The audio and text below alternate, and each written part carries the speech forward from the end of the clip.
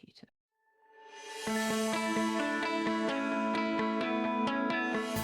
Teamwork isn't just nice to have in business, it's the undisputed competitive advantage. When your team members work as a unified force, your whole operation benefits through higher productivity, thriving creativity, and unstoppable momentum. Welcome to the Impactful Teamwork Podcast, where we share with you strategies and tactics to help you develop game-changing teams so that you and your business can make a real difference in the world.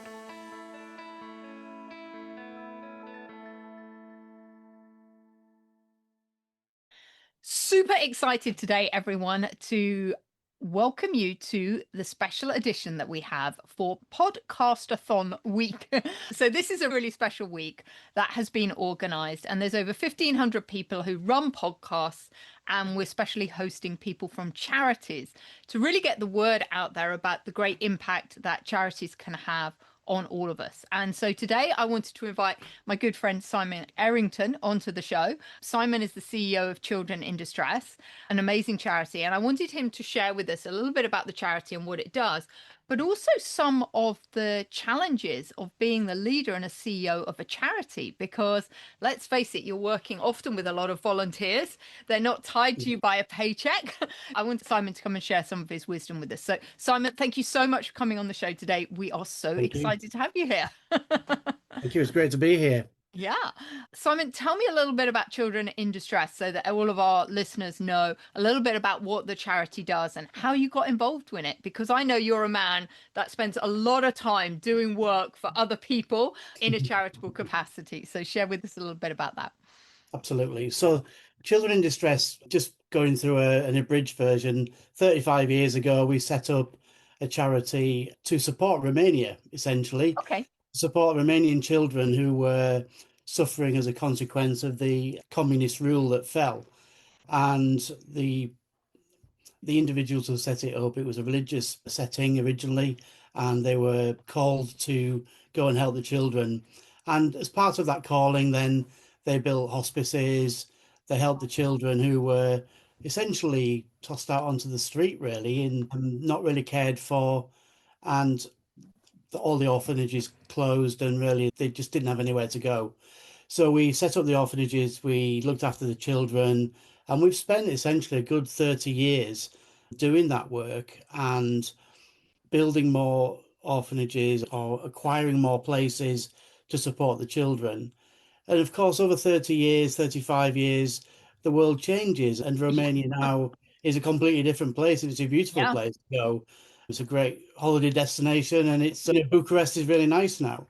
But obviously, that was a different story when we set up.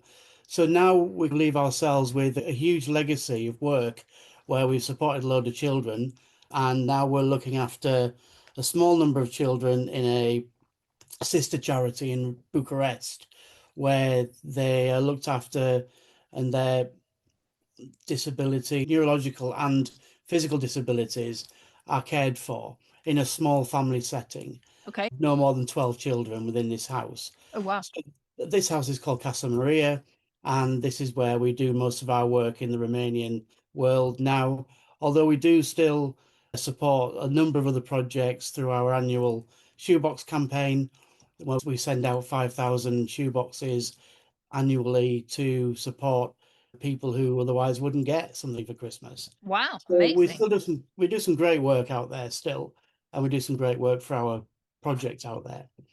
So over the years, I think one of the things that we realized as a charity was that actually we need to think a little bit different, and in order to keep something fresh beyond 35 years, actually, is what do you do next? Yeah. And as the world's changed over there, actually what we felt was the strategic focus then was around actually we need to look at closer to home, look at the UK and see where we can support people in the UK whilst maintaining the legacy work that we've got out there, and by giving grants to Romania, but also giving grants to grassroots organisations in the UK. And that's where we're heading now. We're maintaining our legacy, but we're now looking to how we can support projects that are already in existence, where charity leaders or local leaders of communities are doing some great work and they know what the people need within their area. So we want to support those people financially and through our experience of working with vulnerable children over the years to help them succeed. Awesome. I Wow, think that's that's where we came from. I know it's a bit long-winded, but that's how we arrived at where we are today. yeah. What I love about this is a real story of real life reinvention. And we often talk on the podcast about how reinvention is becoming something that's just becoming the norm. And what I really love about your story there is how you in Children in Distress have needed to respond to the changing conditions. And like you say, Romania is nowhere in the position it was when you set the charity up No. 35 years ago, and now you're pivoting and doing stuff in the UK. So perhaps tell us a little bit about some of the projects you're supporting here in the UK, just so again the listeners got a bit of an understanding about that. Yeah, of course. So we embarked upon this about a year ago, and we decided we'd look at some pilot programs in the first instance. So we've been working with a leader of a community interest company in Hull, and we've worked with her to provide us some funding to deliver a cooking club on a weekly basis. So the children come in and they learn to cook, but it's a slightly different from just traditional cooking because these children are all Romanian and they're actually Romanians living in the UK. So Okay. the families have come across from Romania, settled in Hull, and as a community, they still get together. And what they wanted to do was ensure that their children didn't lose their heritage. Yeah. So part of this is to then help them to cook Romanian type food and then to share that around the room. So one of the projects there that she runs is 30 children on a weekly basis to come come together, prepare food, have some fun, eat the food, and then move on to other activities and just being with their families. So the parents get involved as well. They come along and they also have a community, as do the children have a community. I think longer term, what they're looking at is then how do we integrate the rest of the community Mm. into that project so that other people can see how the Romanians in this particular context eat and the types of food they eat, Yeah. and they're lovely. Some great food comes up. I've been a couple of times, and that's a really good project. This person runs a second project as well, which is we call it a Sunday school, but Right. again, it's the same group of people, and essentially it's a school that then educates the same group of people to maintain their heritage language or to maintain their language. And they learn keywords, they learn key phrases, and that just maintains their identity as a Romanian. But essentially, they're probably born British, but Yeah. they now want to keep that language. So that's a national setup run by this local independent, Wow. which And is great. Yeah. yeah, and I love that, helping people keep their heritage back in the UK. I think that's so important that we always recognize where our roots are from. But I know that I think it's a little bit ironic, isn't it, that this project particularly has a Romanian, let's call it twist to it, as in Yeah. there's Romanian, but it's not exclusively, is it? Your Children in Distress is for any type of project that needs some support within the UK, right? Absolutely, yeah. We started off as a pilot, and by knowing people from Romania was the easiest way to start Yeah. to see is what we're doing, are the processes and systems that we put in place working? And by using people that that are running great projects, we were able to do that. And where we'll head now in the future is that actually we'll be looking for further small grassroots organizations who are looking for some funding, looking for support, guidance, and we'll look to work with them then to deliver their message out to the children. And for me, it's about growth and well-being of the young people. It's not changed from where we were in Romania, essentially. It's about education, it's about learning, it's about developing those life skills and that emotional well-being. It's that whole well-being message. So there may be an art class somewhere that would benefit from some funding, but it brings children together, and through art, they then would create that community and that well-being. I know you've got some key pillars that you focus on. So you talked a little bit there. It's about well-being. What are some of the key pillars that you're focusing on with the young people? Yeah, so well-being is a big one. I think well-being Mm, and ensuring that children are emotionally stable and that they have that opportunity to interact with others, to take them away from the technology and just come and interact with each other. The other ones we're looking at is education, so that the projects I've just spoken about that we're currently funding are the educations around cooking, around the life skills. That's another key mm, area for us. And just to build their confidence. yeah. Confidence is a big skill, a big life skill. And I think having that ability just to communicate and be with other people, to mix with adults and children at the same time is a huge, it builds their resilience, I think, for Yeah. me. Mm, And I think that community connection is once we get to that point where, certainly in the current projects and in future projects, it's about building those connections across that community so that it doesn't become exclusive one project, it becomes that whole community to come together, yeah, and work together. yeah, what I really like about that is it's that kind of ecosystem approach I talk about so much, isn't it? It's Yeah, how does one bit filter into everything else within the system? And I think it's really interesting because I think life for young people nowadays it is really tough, right? A lot of them have come it out, some of them grew up through the COVID years, and a lot of them, like you say, struggling with confidence, well-being, they're able to communicate and get on with other people. So I really love that you're out there in the community supporting people with these things. Yeah, it's great. It's great to see them and to see the outcomes and just the smiles on their face and just the excitement that they've got by what they've achieved and what they've delivered. Yeah, it's been great. There was a diploma ceremony at the end of the school year in December, a miniature diploma, almost degree ceremony for them to say that they've actually what have they learned over this period of time, and their faces just light up. It's great. Mhm. And I know that you're very passionate about young people generally, and you and I first met when you were doing some stuff with the Scouts. Yeah. So, what is it about, and why do you invest so much of your personal time in volunteering in organizations like the Scouts, at like Children at Distress? What is it that lights you up about these types of organizations? I think for me, it's that personal return and Mm, actually getting that return back from seeing some people grow and develop. Yeah, I spent a lot of time within the scouting world, developing young leaders and developing young people to be the future leaders within the Scouting Association, but also just to be great citizens and great yeah. leaders as well. So I've I can see over the years that I've been doing that, which is probably about 12 years, Mm, where people have then now they're in great jobs, they're doing great things.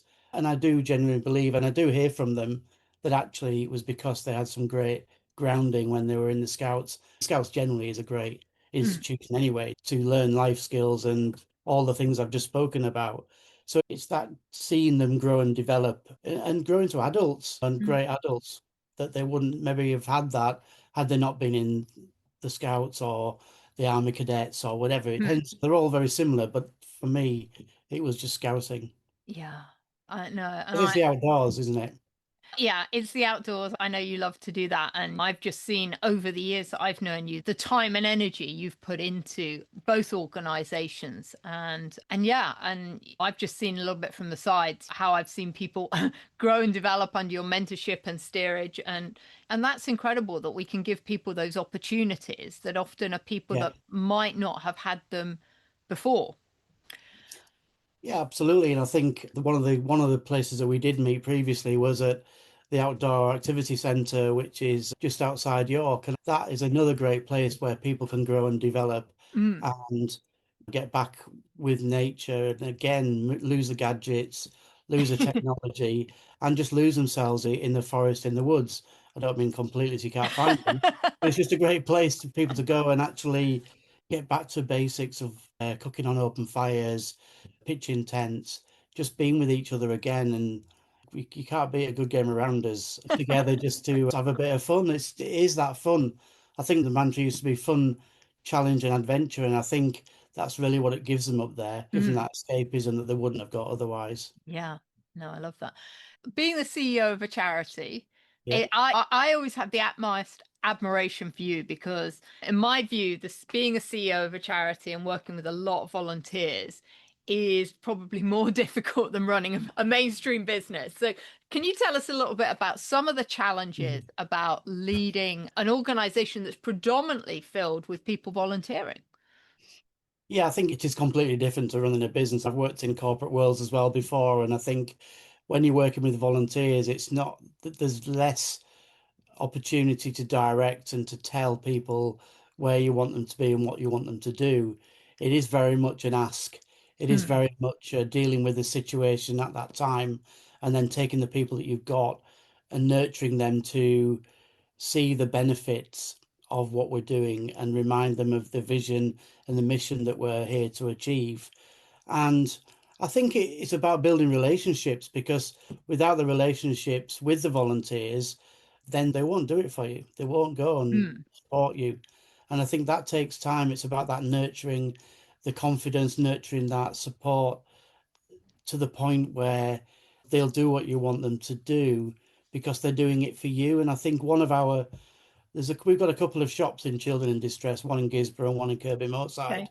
and they're both different. But the one of them is full of volunteers. There's 18 volunteers in there. They're Wow. coming all the time, and they come in because they work for the leader.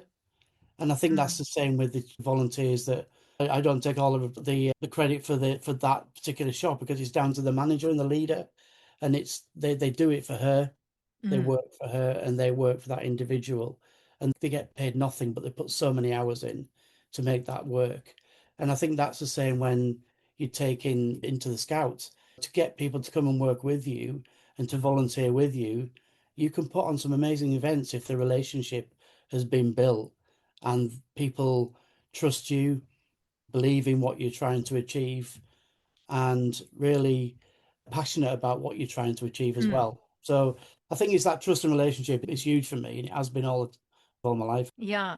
And I think that you sum it up so well with, because they've also got to be passionate about it, right? In order to want to even be part of it. Because I think one of the things is, and I think sometimes about, there's a big thing in the corporate world, isn't there, about we have our volunteer days when people can go out and do stuff. And Yeah, but a lot of those people just do it that one time. And obviously, if the success of any type of charity relies on these volunteers coming back week in, week out, absolutely. Yeah, and doing what needs to happen. It's not just a one time fits all. I think there's having some resonance in there between what your personal aspirations are as a volunteer and what the charity is trying to achieve. And we were just talking before I came on air, and I barely don't even dare say this because it might not happen, but I've reached out to a horse rescue about which is a charity about taking on an additional horse.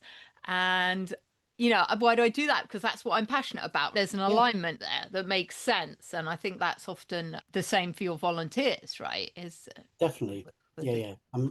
Yeah, they've got to be aligned with what you're looking to achieve and what you're about, and they've got, I think, within the shops and within, if you're within a scouting group, it's about the community as well.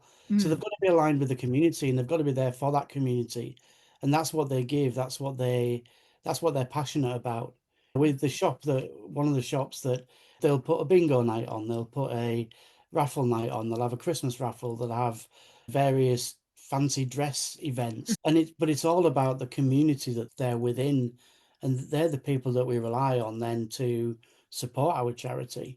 I think as well, beyond that, we've got wider communities as well, where we've got volunteers that work across the country, and certainly for the Shoebox campaign, which is our annual giving to Romania, we've got groups who put together shoeboxes, wrap them all up in Christmas paper, fill them with various contents for children, for teenagers, for adults, and for families.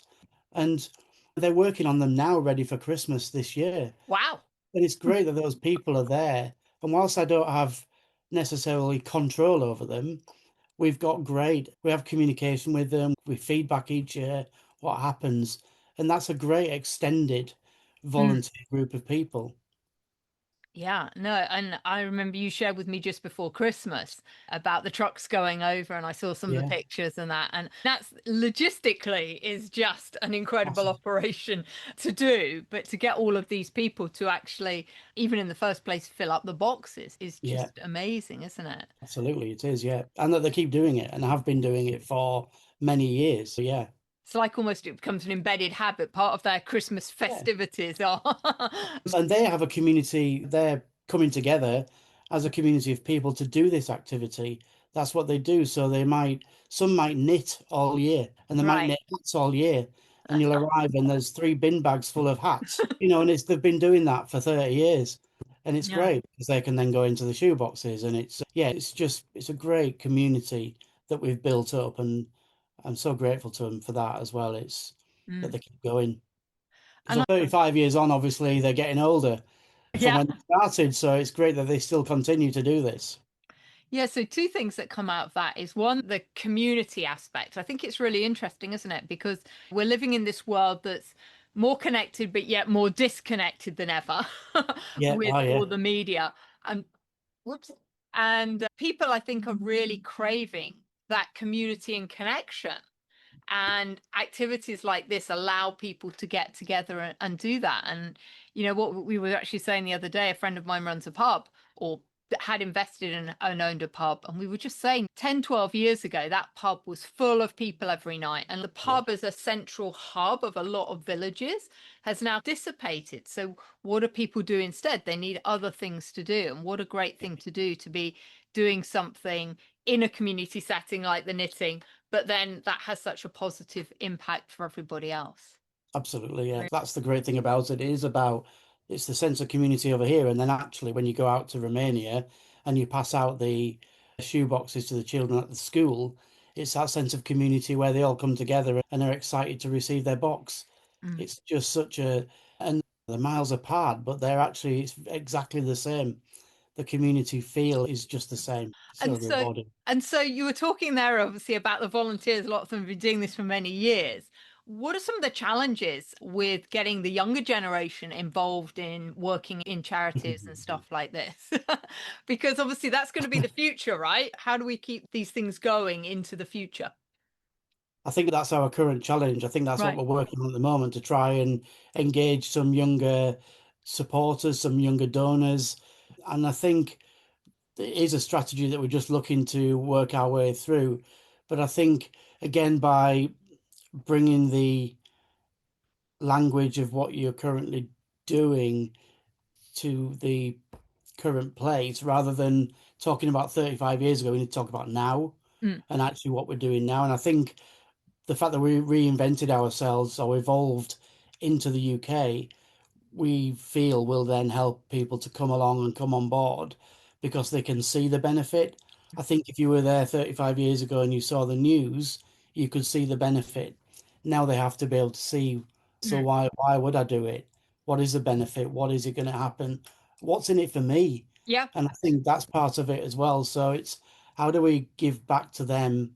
I took my volunteers away last year. We went to Whitby for fish and chips, Oh, nice. and I think we need to make sure we're engaging with them and just bringing them together so they can actually meet each other and again building that community. So it is hard to. I don't think there's a magic solution. If anybody's got one, I'd love to find it. But I think bringing younger people in, I think they'd want to know what their return is, what they're going to get from it. It takes a special type of person to commit to Mm. charity. But having said that, the Scouts managed to achieve it. But equally, they've had the challenges as well over the years. And I think COVID wasn't helpful in No. that it made people reevaluate what they do and how they do it, and the fact they had so much more time when there was nothing else to do. So that's not been our friend. But I think we need to try and. It's 5 years ago. I'm not harping on about No. COVID, the spike of it, but I think that was a catalyst for it. I think now it's about ensuring that they can see the value of Mm. what we're doing. Yeah, and I'm just thinking about things like DIY SOS, the big bill Mm. there on TV and stuff. And definitely the people that I've seen of the younger generation, often people that have been through the program and the programs have helped them. And now for Yes. they're passionate to pay it forward Mm. and therefore get involved in order to help other kids coming through. And I think that's one of the things that we're looking at the moment is how can we get people. There are Facebook communities, for example, that are all have common of a community feeling and a common willingness to do something that we should be tying in with those. So how can we work together if they've got, again, collaboration has got to be the way forward, hasn't Yeah. it? Collaborating with other communities, with other groups to work together to both our aims. And I think that's Mhm. one of the areas of marketing that we're looking at the minute is to Mhm. try and do that. Yeah. Can't do it alone. Those days have gone really, and you can only do it by collaborating. Yeah, no, absolutely. And what I love about particularly Children in Stress is that you're such a small charity and yet you're able to make such a massive, profound impact. And I think we often think, and I'm sure lots of people's donations maybe go to the larger charities. And I know we've talked about Red Nose Day and stuff like that. Yeah, And we see the millions and millions of how generous people are putting money into that. And it's like, how do we also make sure some of the smaller operations and organizations such as yours also are getting a chunk of that money in order to make a difference at the grassroots level? Yeah. absolutely. And that's why I think that's why we've looked to come to the UK to try and do something Mm. different while maintaining our legacy. And I think we are a very small team. We're a very small operation. We've streamlined ourselves, so our administration is as low as it can possibly be, and that every pound that we get into our pocket is as much as we possibly can is given back to the projects that we're there to support. But it's a tough world, as you say. There's a Mhm. lot of charities that are out there looking for the same pound coin. So Mm. we've got to be able to identify what's unique about us and actually the impact that we have that will resonate with those people who want to part with their pound for us. Yeah. And having seen a little bit under the hood of your business, I know how good you are about streamlining things and really keeping an eye on the costs. And I think there's a big lesson there for any leader of any business about we really need to pay attention to the dollar, the dime, the pound, the Yeah, penny, because you've not got the luxury of having a big buff around it. When you and I both worked in corporate, sometimes some silly money got spent on silly things, right? yeah, yeah. When you've got a charity, you don't have that luxury. You've really got to watch everything. And I think it's a great learning ground actually for anyone to work in a charity and really be on the coalface of what has to happen in real time to make that work and make that work profitably and to get the best bang for the buck, so to speak. Yeah, no, every pound has got to count, and everything that we do, we minimum cost to it. But you can't run a charity without having, there are some overheads. Sure. There are always going to be overheads. And sometimes if that it can become tough because you've got your overheads. If not enough money's coming in, then you've got to cut back and then you've got to, yeah, it's just really difficult. And it's the same in business. If you're not selling your widgets, then you're not making money. No. And it's the same, well, if we haven't got the donors and we haven't got the people giving the pound, then we aren't able to give to other people. Yeah, it's a tough one. Yeah. And there's so many of us as well. Yeah. No. Okay, cool. Simon, so I know we've been talking for a while, so we probably want to bring this to a close now. Is there anything else you want to add? How do people, if they want to make a donation, how do they get in contact with you? What do you want us to add? Absolutely, yeah. If people want to either volunteer with us, then they can get in touch with us through the admin York at childrenindistress.org.uk email address. They can visit our website. If they want to donate, the best place to donate is on the website. And again, the website is childrenindistress.org. No UK, just .org. That's it. Okay. And we'd love you to be able to contribute. If everybody contributed a pound in the country, Mhm. we'd be able to make such a big difference across the country. So yeah, please do go and have a look and see the types of things that we're doing and see if it's something you would like to support us on. And equally, I can be contacted through there as well. Okay, thank you so much. And for everyone, we'll put the details of Children in Distress and Simon's contact details in the show notes so you can get hold of those. But Simon, thank you so much for coming on today. Thank you for being part of this Thank you. special episode of the I can't even say it, Podcastathon week. As I said, this is a week where lots of podcasters get together and we speak to charities just to raise the profile of charities here across the world. Last year, 1,500 podcasters were involved, representing 40 different countries. So it's an opportunity just to get the people on the front line who are making such a massive impact at the grassroots within our world, really, to get them the recognition that they deserve. So thank you for all you do. Thank you. Thank you for the amazing impact you make for kids' lives, both here and abroad. And I really thank you for your time today. Thank you very much. Thank you. You're so welcome. Thank you. And for everyone, we'll catch you next week. Bye-bye.